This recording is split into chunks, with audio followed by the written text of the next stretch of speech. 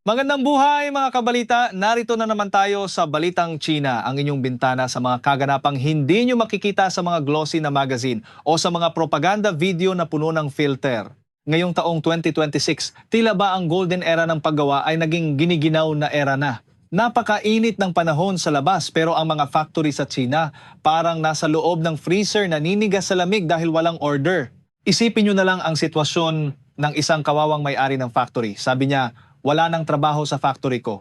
Kung magre-resign ako at isasara ko ito ngayon, malalaman ng buong barangay na nabigo ako sa itinayo kong negosyo sa Hondan Bay. Pero kung itutuloy ko pa ito, bes, hindi ko na talaga kaya. 2 buwan na, wala man lang kahit isang order. Kahit isang pirasong sapatos, wala. Paano ko itutuloy ito? May upa pa akong dapat bayaran na abot ng daang-daang libong piso.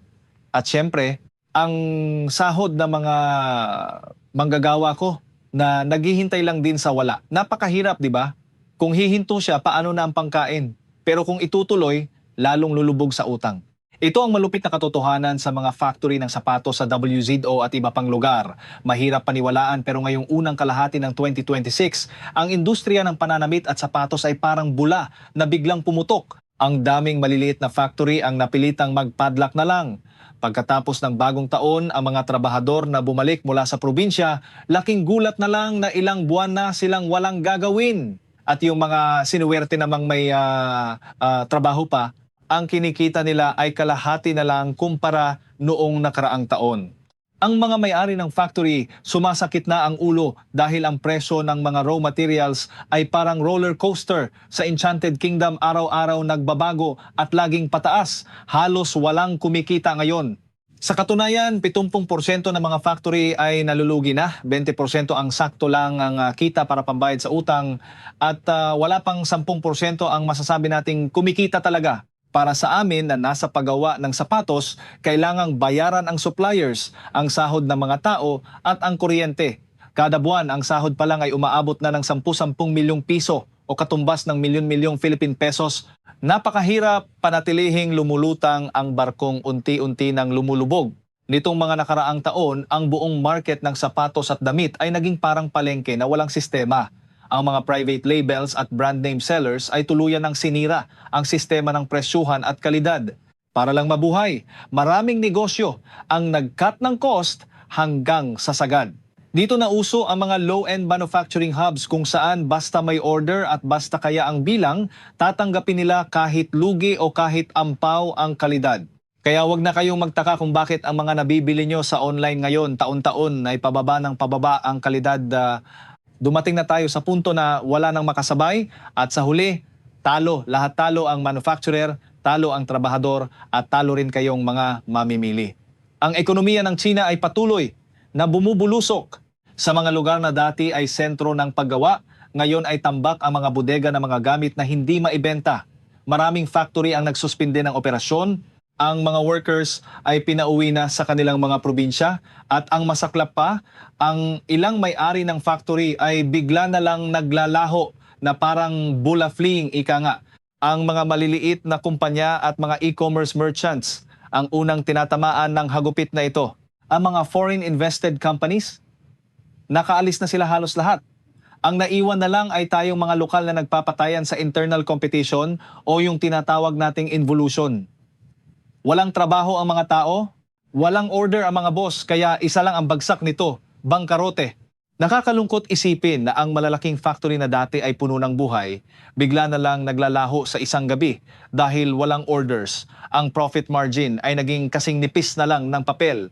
Maraming may-ari ang kumakapit na lang sa kanilang mga personal na ipon, umaasa na baka bukas o sa susunod na buwan ay bumuti ang ekonomiya. Pero itong wave ng factory closures ngayong 2026 ay talagang wala pang katulad.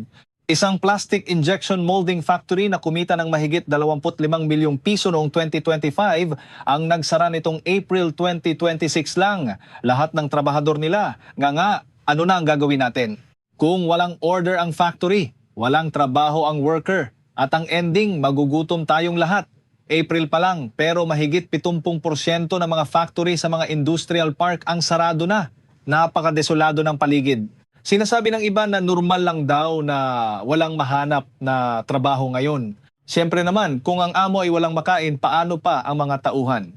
Kahit ang mga raw materials tulad ng 7F materials, ang presyo ay nasa mahigit 10,000 piso bawat tonelada, pero ang mga bags na ginagawa natin, ibinebenta na lang din sa presyong mas mababa pa doon.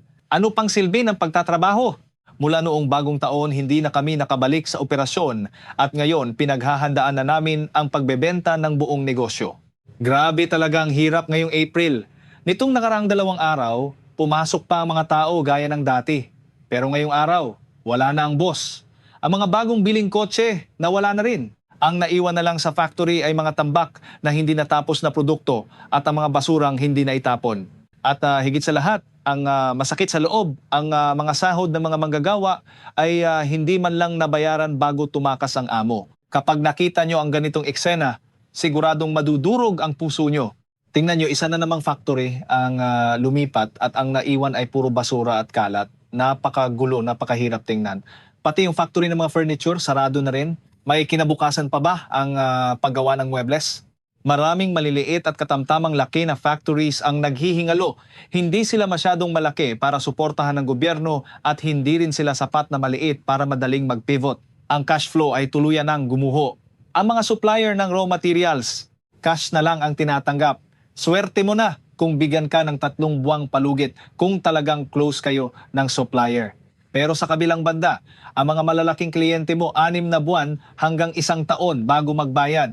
Ang mga fixed expenses, gaya ng upa, kuryente at sahod, hindi mo pwedeng i-delay. Kahit makagawa ka ng produkto, matatambak lang yan sa bodega dahil hindi ka makapag-issue ng invoice kung hindi pa bayad ang naunang order. Ito ay isang deadlock.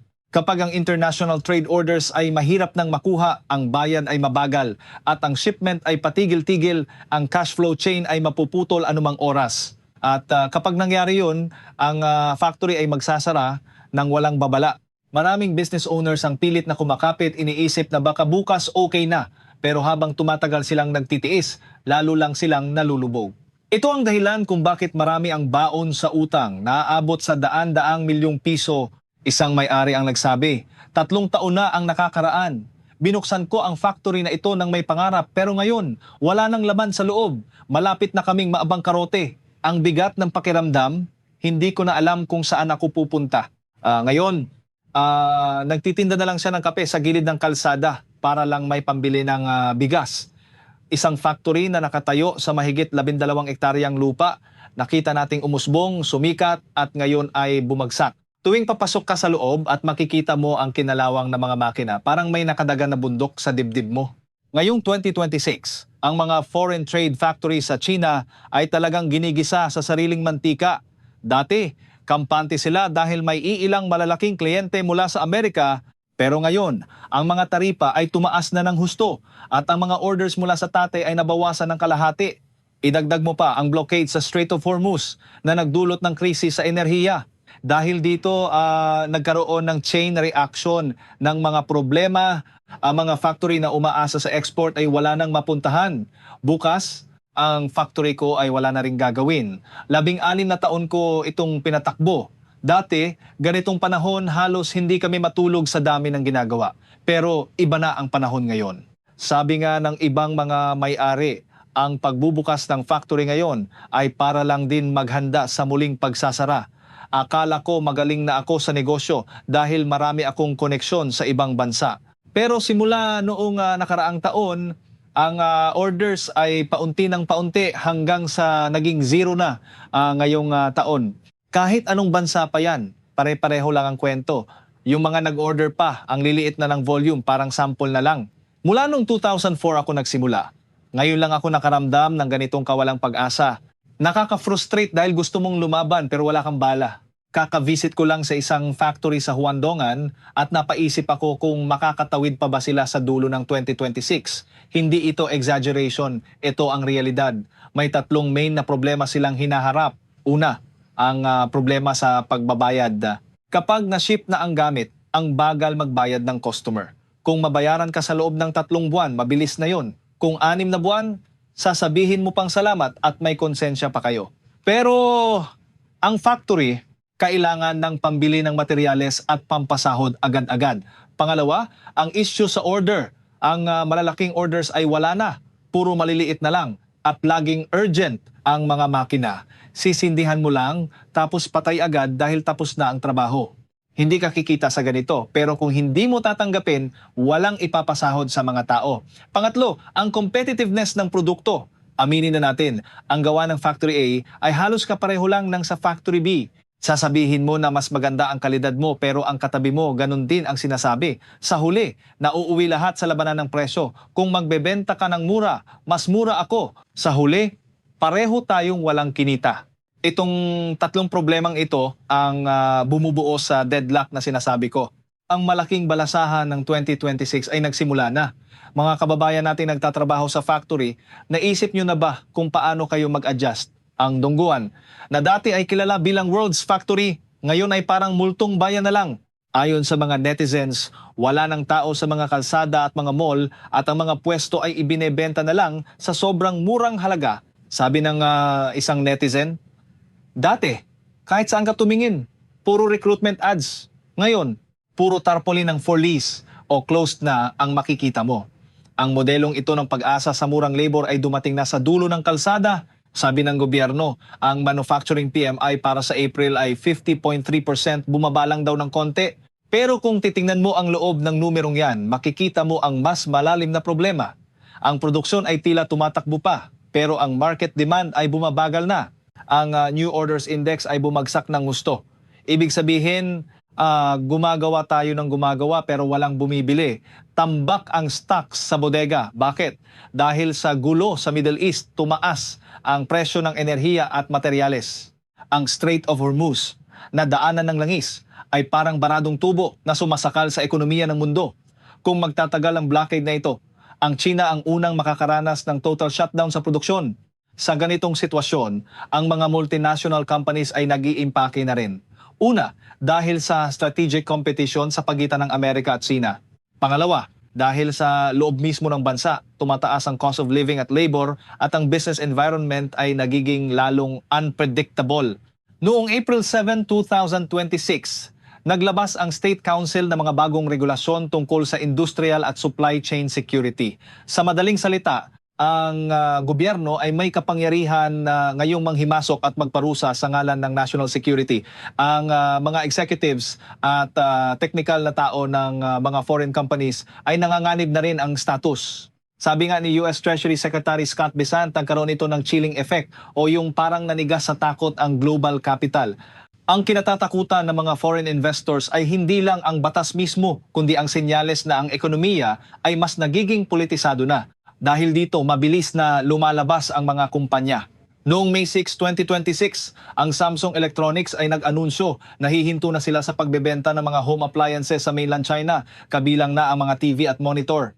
Kahit na malakas pa rin ang Samsung sa global market sa China, masyado nang magulo ang labanan. Sabi ng isang influencer, ito na ang katapusan ng isang era. Ang manufacturing industry ng China ay patuloy na babagsak at ang unang tatamaan ay ang mga skilled workers sa electronics, textiles at hardware. Kahit may trabaho pa sila, ang totoo nilang kita ay hindi naman tumataas. Sa hinaharap, ang mga tanggalan sa trabaho sa mga export zones ay lalo pang lalala. Hindi nakakapagtaka na maraming netizens ang bumatikos. Sabi nila, ngayon, wala na talagang maglalakas loob na mag-invest dito. Yung mga nandito na, tinatakot nyo pa. Ito ay isang perpektong halimbawa ng pagsara ng pinto at pagbugbog sa asong nasa loob. Nakakagulat na hanggang ngayon, parang hindi pa sila hihinto hanggat hindi nila napapaalis ang huling dayuhang kumpanya. At dito nagtatapos ang ating ulat para sa araw na ito. Muli, ito ang Balitang China. Nagpapaalala na sa mundong puno ng fake news, ang katotohanan ay laging may resibo. Ingat tayo mga kabalita!